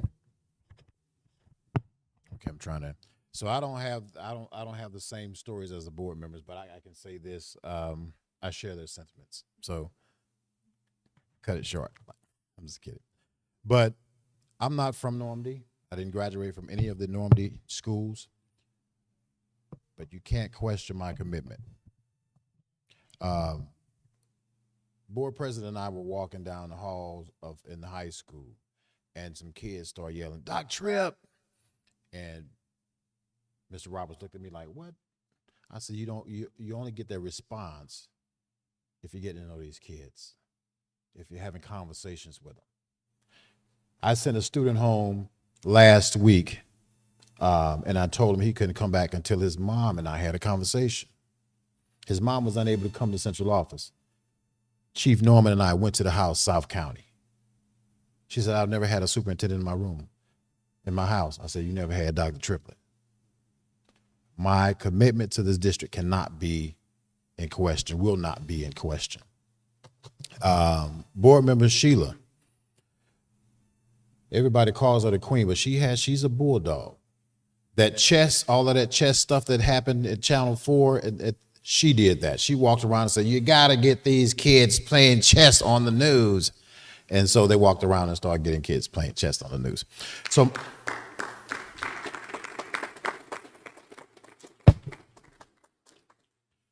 So my intent here tonight is just to kind of educate you on some of the terminology, some of the rubrics, and the scoring that DESE uses when it scores school districts and students. And I'm going to give you how we fared and how we fared against the state. So these are some definitions. You've probably heard advanced, proficient, basic, and below. Those are the terms that you use when students perform a certain way. And so they term them, if you will, these four terms in terms of how they perform. So when we look at the performance index, these scores here tells you how students perform and where they perform. So if you got a student who's scoring between 1 and 2.99, then they're below basic. And how they add those scores up, every student performance, they add them all up and then they divide them by the number of students who actually took the test. And what that does is once they divide them, they multiply it times 100 and they get this number here, which is the MPI, the MAP Performance Index score. That's important to know because it's going to come up again later on in this presentation. So when we take all of these MAP index scores that it tells us where we belong, what level we belong, whether we're on the floor, approaching, on track, or target. That's why that MAP, the MPI score, is important because it tells you where you're performing. Now, when states go through all of that process, they assign districts status points. And these are the status points guide. So this is the maximum number you can get in each category. And these are your student groups or your students like ELL population, SPED population, those kinds of groups. Those are your student groups. So you get two sets of scores. You'll get one for all students and one for student groups. So now, in these areas, you got academic achievement status, you got academic achievement growth, and you got success ready. These are the scores that the index scores that districts get to tell them whether or not you are unaccredited, provisional, accredited, or accredited with distinction. That's important. So I know Mr. Humphreys got it all in his mind. That doesn't tell me how many students were. So to beat Mr. Humphreys to the point, Mr. Humphreys, these are the number of students who have taken the test. And the reason these numbers go down because everybody does not take a science or a social studies. In fact, only high school does the social studies. And they do, I think is it American history, Ms. Kate, I believe? And so this number here is the number of students whose test scores were recorded.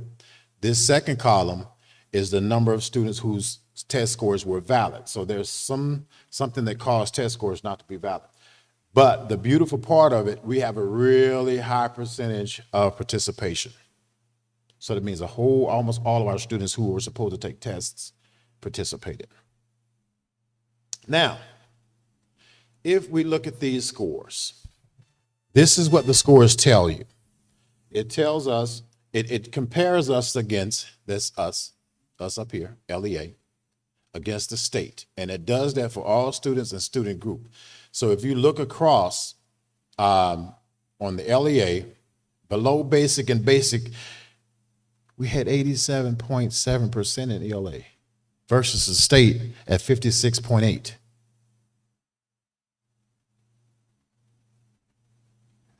When we look at the student group, virtually the same, 91.7% versus the state at 60.8. And I'm talking about, right now I'm talking about basic and basic. So when we talk about proficient and advanced,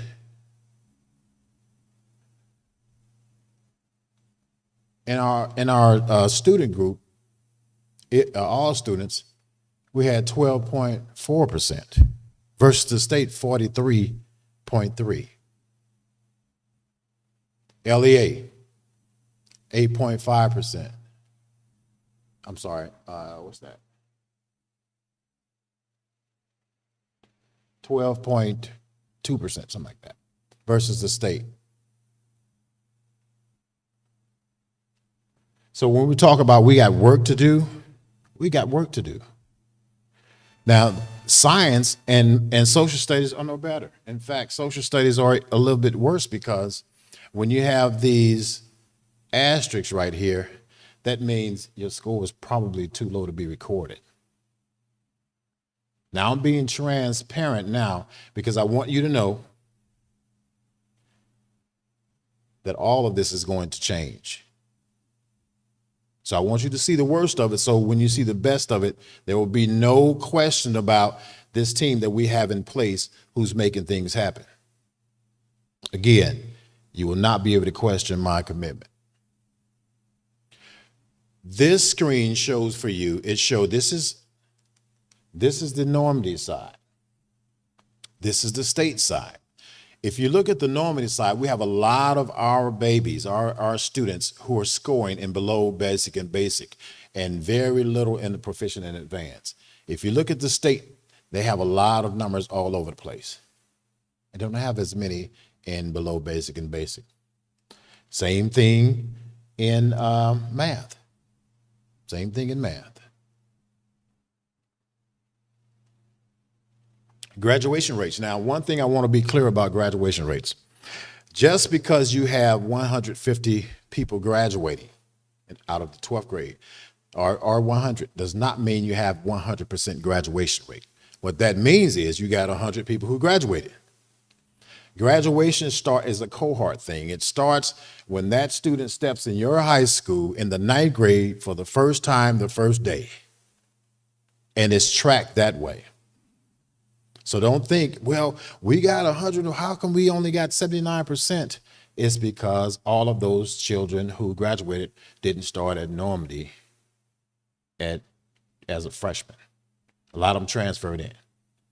So it behooves us, and we'll, after speaking with Mr. Nave and Dr. Joyner, we're going to have a task force every year hunting our students down, figuring out where they are so that we can code them properly.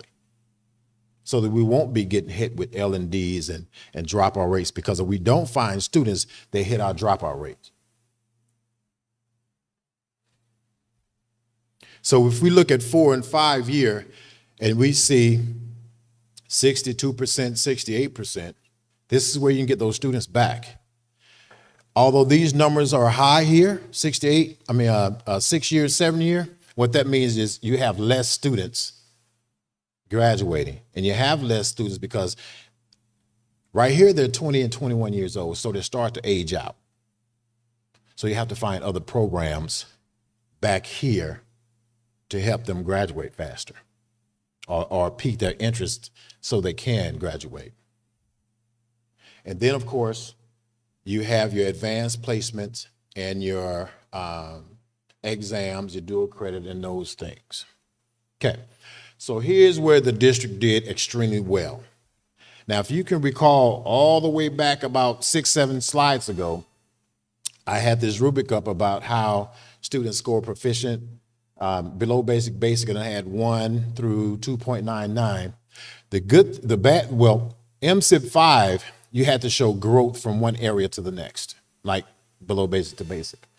MSIP 6, you can get points for growth, meaning I can start out at 1.0 and below basic, but if I move to 1.7 and I'm still at basic, that's growth. And we get points that way. Normandy did extremely well with growth. So you probably can't see this first row are all of the points you get for your performance towards accreditation. And then this is how Normandy did. So if you see what it looked like, there's a lot of points we left on the table. A lot of things we didn't get.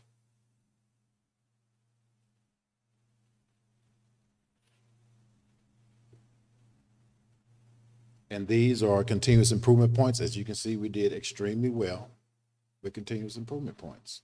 We left some points on the table. Some things like core data submission means uploading stuff into the system. Some ICAP stuff, some stuff some points that we left on the table that we should not have left on the table. But it's being remedied. So when we start looking at accreditation, now I want everybody to understand this word accreditation is good and nasty at the same time, because the first thing come out of people's mouths is, when are we going to get accreditation? That's not a question. The question should be, when are we going to see growth? Because you can see growth year to year and not be accredited or fully accredited. That's a time-bound thing. They want to see growth, plus they want to see stability. But in the interim, you can see those incremental gains. That's the important piece, because now you will know that students are growing. So I'm saying all that to say this.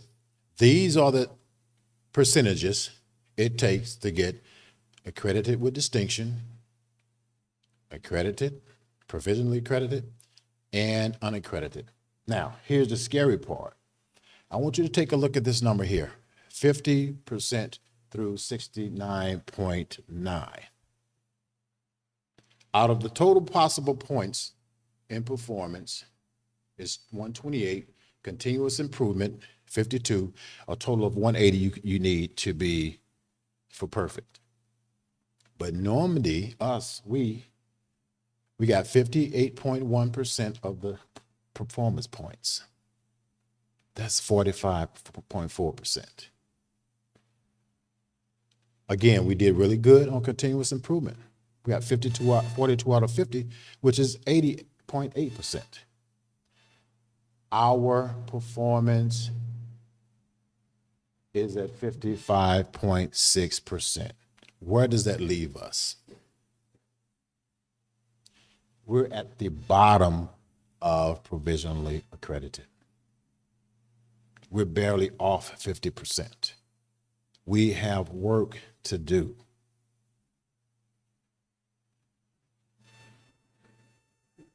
right? So what are we going to do? So the three big areas that we're going to really, really, really hit hard this year to address achievement, we're going to determine what those priority standards are. For every grade level using MAP release items. If you don't know what MAP release items, every time we take those high state exams, those are the questions we will use to help our students.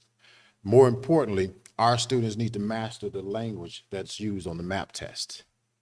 That's why we use those release items. They're called release items. And then we use benchmark descriptor reports, which closely aligns to how students will perform on the MAP exams. We will continually train our principals on not only how to be instructional leaders, but the whole professional learning communities, data teams, priority standards. We'll have quarterly data consults with principals. Some principals may walk out of the office crying, but I want them to own their data and be able to speak to their data and be granular when it comes to every child in their building and understanding how they're performing and why they're not performing. That would be the expectation moving forward. Training all buildings and teachers around POCs and data teams. Every district I know is data rich and knowledge poor because we don't know what to do with the data. We can tell you what it says, but we can't strategize based on the data because we don't get granular enough, meaning we don't dive deep into the data the way we should. Comprehensive curriculum review, the team has done that, and we came up with some curriculum that we think that will provide the best results for students because it fits our demographic of students. And it allows us to align what the state wants us to do, what we'll be actually teaching in our classrooms, how we'll set up our CFAs, meaning common form of assessments, our benchmarking, everything we need to move our students forward and provide our teachers with the best way to teach our students. I'm sure you don't want a surgeon in the operating room with your child got a cut on his finger and can't bend his finger and he has to hold a scaffold. That's how I feel when teachers are not prepared and standing in front of students. We have to prepare our teachers to do that. For continuous improvement, our professional development will be job embedded for teacher internalization of content and pedagogy and math and ELA. We will observe like crazy, meaning the curriculum department will be in buildings observing. Dr. Petty and I had conversations about principals and holding principals accountable for 10 observations per week. You'll only know how, and I'll say this, just as I say unsupervised students do what unsupervised students do, unsupervised adults do the same thing. So they have to be supervised and managed as well to hold them accountable. Small group support, monitoring personalized learning and with clear expectations and creating 120-minute instructional blocks in ELA and math. We're doing the same thing at the high school, making sure that we're moving from whatever minutes they're doing now, we're going to block scheduling because, you know, in high school, you can't have high school students moving through transitioning in your building 6 and 7 times a day. That's absolutely crazy. And lessons don't start for the first 30 minutes. But currently, we have 45, 50-minute classes. Where's the lesson? So that'll change. So the high school will be going on block schedules next year. We've begun conversations with St. Louis Community College around dual enrollment and dual credit. We've identified several teachers who can teach AP courses, so we'll have more AP classes. With the implementation, thank you, Dr. Joyner, the project Lead the Way. We're implementing intervention programs for freshmen. We have about 667 students so far this summer, with 45 being in. We have a bridge program for 8th graders going into 9th graders that will be at the high school.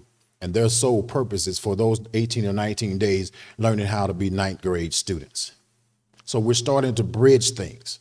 We're in the process of developing a ninth grade academy at the high school. So they'll be out away from 10th, 11th, 12th. So they'll learn the gradual release process. And then we just want to make sure that we're genuine and realistic about the goals we set. And we're going to be aggressive. Are there any questions? Ms. Pearson. Ms. Patton. Ms. Williams. Mr. Humphrey. I was just going to say thank you for the presentation, and I look forward for all the things that are going to be actionable out of it. I'm sure you do. Ms. Taylor. I'm excited. Mr. Hodge. Thank you for the presentation and the snapshot of where we are right now. I got one question. Was that Chris Tucker? Anyway. Oh, thank you, Dr. Triplett, for your presentation. And I think right now we actually have to adjourn to executive session to deal with some personnel, real estate, and legal matters. So with that, I'll entertain a motion to adjourn to exec session. Can I get a second? Ms. Clemens, can you close it with roll call? Yep.